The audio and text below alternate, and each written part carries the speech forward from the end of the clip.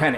Thank you very much indeed, Mr Deputy Speaker. As I said earlier, isn't it great we've got a couple of hours to debate this subject, which is so important to the family and loved ones of children that have suffered so much, and we can do something about that. But is it a crying shame, Mr Deputy Speaker, that we've had this debate in this chamber time and time and time again? And actually, not just in this chamber, in Westminster Hall, when I responded to the debate as the Police Minister, the Counter-Narcotics Minister, when I actually said on behalf of Her Majesty's Government, the Government were willing to look at the prescribed medical use of cannabis for certain treatments, and particularly for seizures with children with the very rare form of epilepsy that we have. And there are a myriad of other illnesses that we might get to that this could help.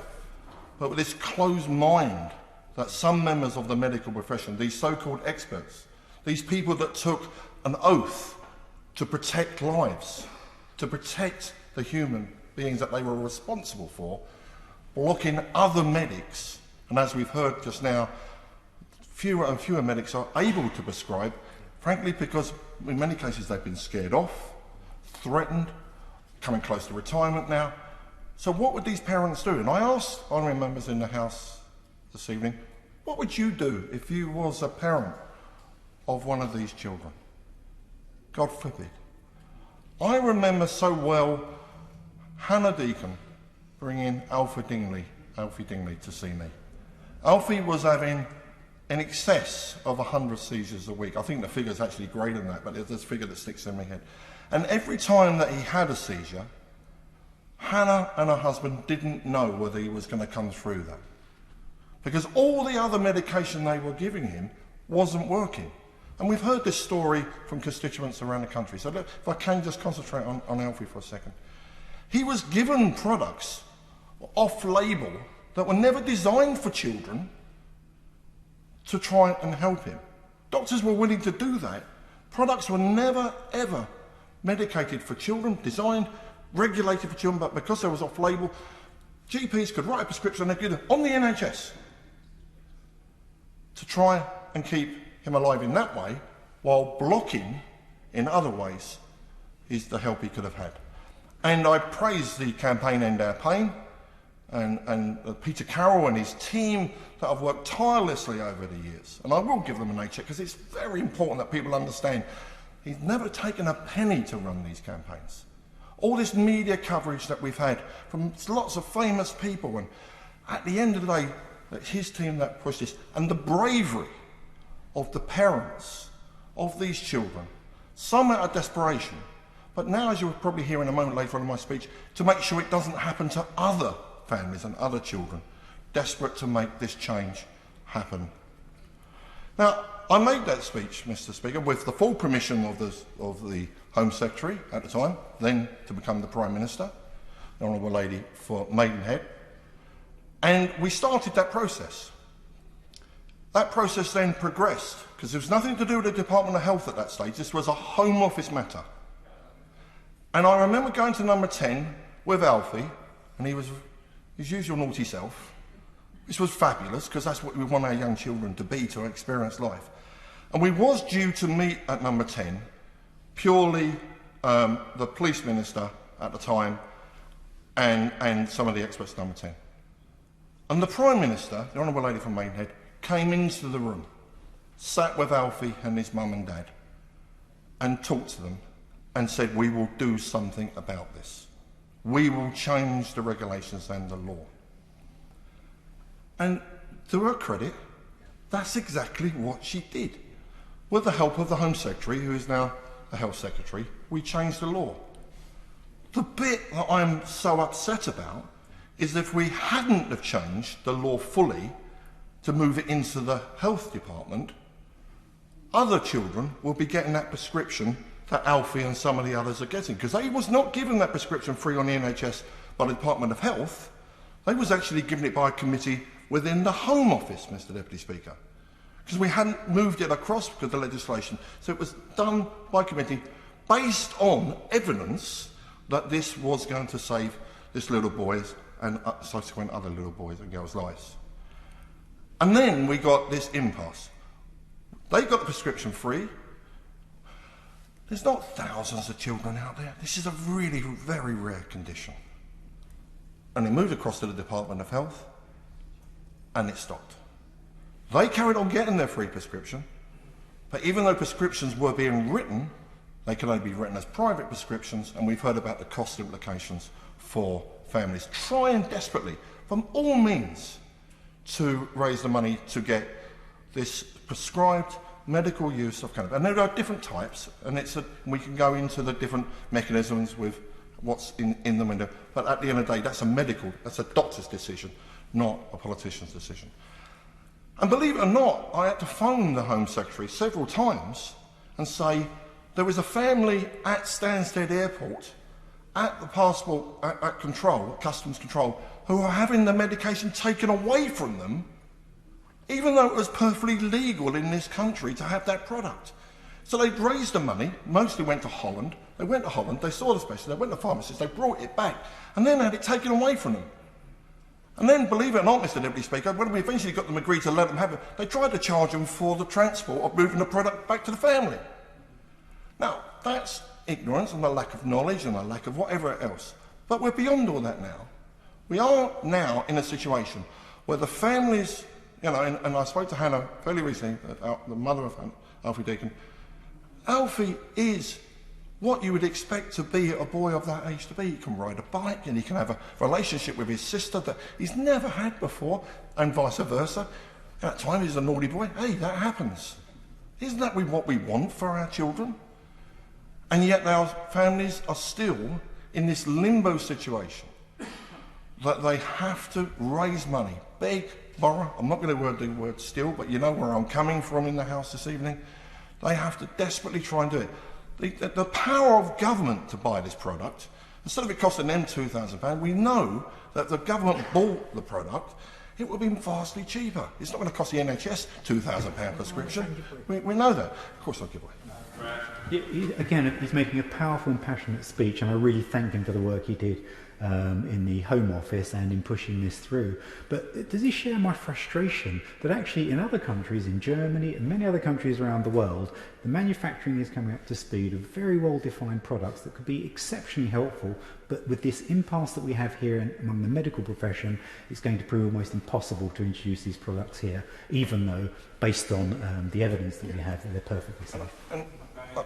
We're not reinventing the wheel, Mr. Deputy Speaker, as my friend from Windsor has just indicated. The rest of the world, we started this, and yet we're lagging behind. And the product is slightly different. The oil has different forms of THCs in it, and I know the ministers who used to be my PPS all those years ago, so how the mighty fall and how the mighty get up that greasy ladder. She's absolutely passionate about trying to help this, but it's not about Epidiolex, it's not about this, it's actually what that particular product which is being prescribed actually works, and it's normally around where the levels of THCs and bits and bobs. I think possibly this is to do with this terrible word that we're using in this country called cannabis. Yeah. And this is not, bear with me a second, this is not, anything to do with cannabis really. I really wish we could reinvent another name for it and just say oil with THCs in it. Because I think a lot of this fear that goes on at the moment would be eradicated. And it's not just fear, it's actually dangerous to the argument. I'll give way to the Honourable Gentleman. I'm just feeling a little bit sorry here for the medical profession. There's a slight correction in this. 50 years ago, in the 1971 Misuse of Drugs Act, we pretty much classified cannabis as being a poison. And that's why the medical profession have not felt confident enough to use it and to test it and to research it. They couldn't. They simply couldn't. Now we're saying, you guys have got to catch up and catch up quick. And that's when the government does have a role to facilitate that. And I know there's research kicking off now, which is great, but a little bit here to say the medical profession should have been doing this all these years. They couldn't. This place stopped them doing it. And in your last point, let's call it medical hemp. I completely agree as to why the medical profession, and actually when I was at the Home Office, exactly where the Home Office was. I'd love to say the whole of the Home Office and my civil servants in the narcotics part of the Home Office were simply thrilled by what I said in the Westminster Hall all those years ago, and I can assure you they certainly wasn't, to say the least. Fortunately, I'd cover my back with the Home Secretary. But at the end of the day, we need to move on from that. We all, this is not about the reform of the Drugs Act. I'm sorry, it's not. It is about whether or not there is a group of children that we know get benefit from this, and whether or not, as we all get in our constituency postbag, other conditions that could also benefit from this type of oil with the THC products within it. And that's the bit, I think, where we're struggling.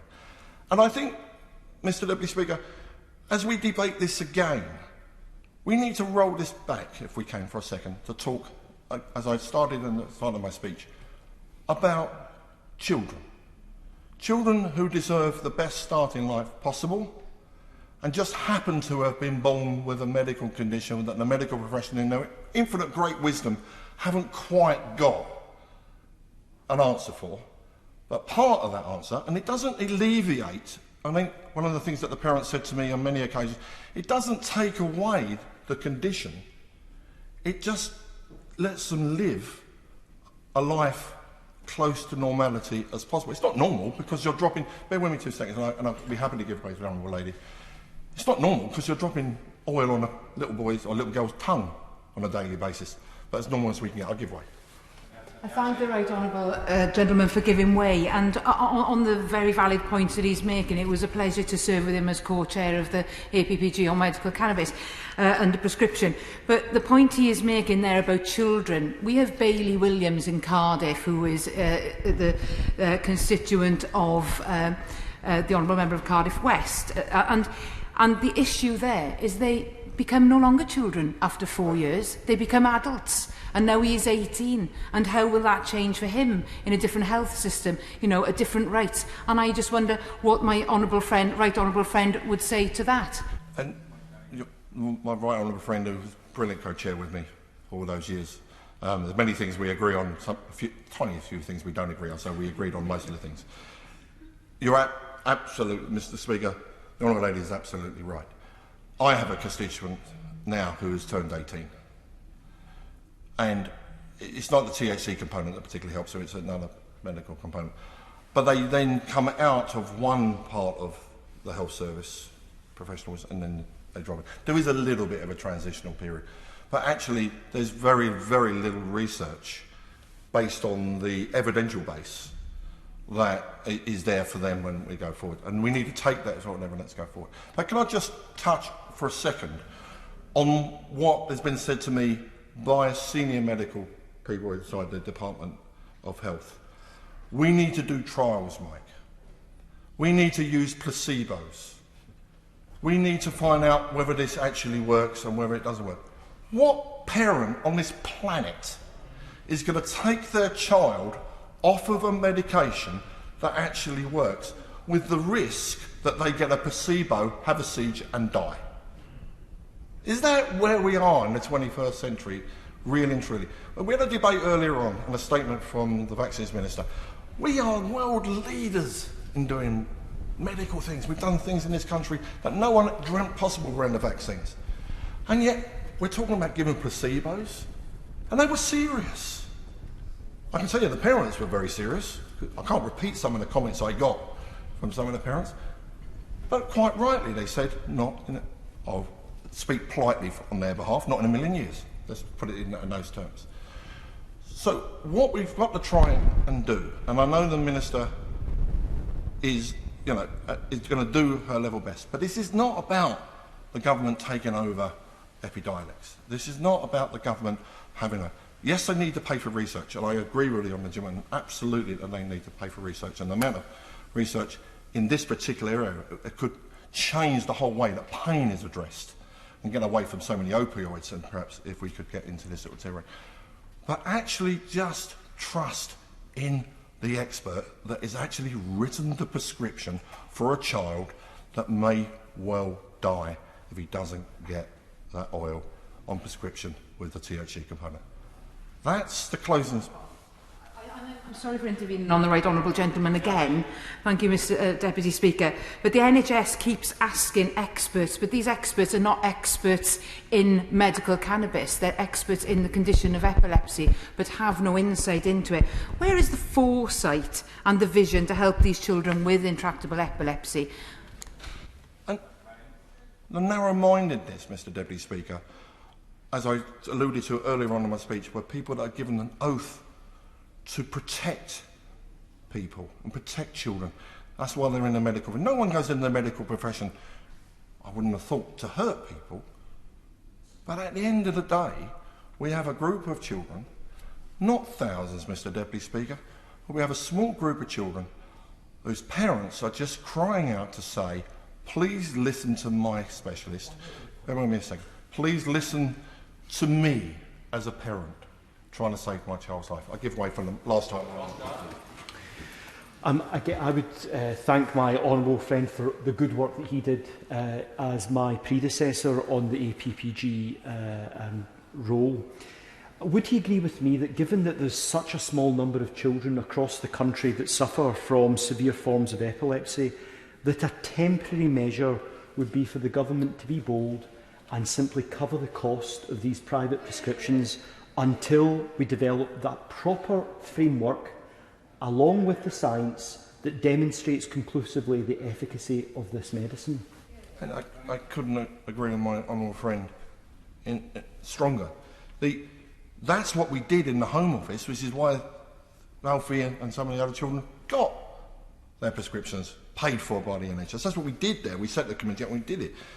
And I say again, I feel passionately guilty about that. We worked like in all good faith to get it across to the Department of Health, and they've still got it.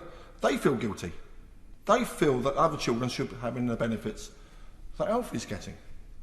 And surely the will of this House, the will of the government, the will of previous Prime Ministers, cross-party support. The Secretary of State for Health previously came and met the parents here in the House and made them a commitment. The Home Secretary, who actually changed the legislation, is now the Health Secretary. Hey, it must be a no-brainer. Let's look after these kids. Yeah.